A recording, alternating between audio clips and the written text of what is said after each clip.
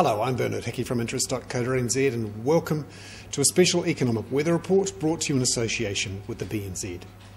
Today we're going to have a look at global debt and what's going to happen as that debt deleverages over the next couple of years. And we'll look at what it means for New Zealand. This is all very topical this week because Barack Obama has come out with a huge budget deficit for the United States, more than 10% of GDP, and debt as a percentage of GDP, once you take into account various liabilities the US government's got, are expected to rise from about 50% of GDP to 100% of GDP. Remember, that's just public debt. On top of that, US debt to GDP is nearly 350%. Now let's have a look at this chart to put that into some kind of context. Going back to 1920, US total debt, both public and private, was running around about the 150 to 200% mark.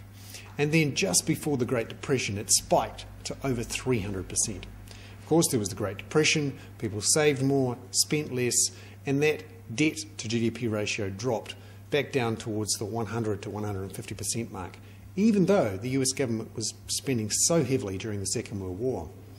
And then we saw it meander around the 150% mark for a good 3 decades or so, and then it started to take off. And you can see here, towards 2000, it has jumped over the 300% mark and is now just over 350% of GDP. That is horribly unsustainable. So Barack Obama has essentially decided to swap public debt, or private debt that's in public hands, and onto the balance sheet of the United States. It's fine if you believe the US government can continue to pay its debts.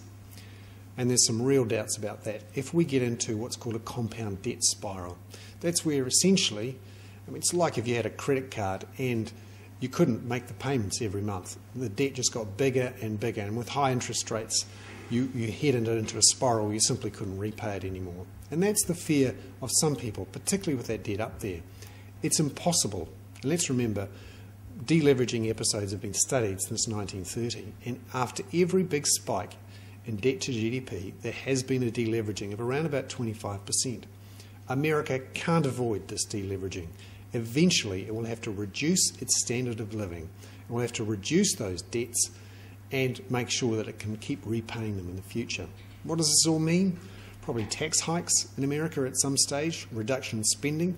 We've already seen that with Barack Obama cancelling plans for another trip to the moon for the United States.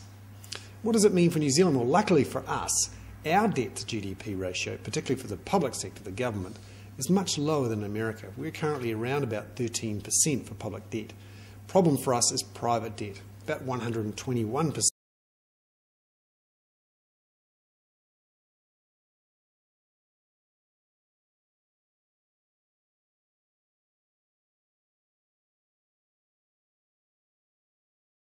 That was the special economic weather report brought to you in association with the BNZ.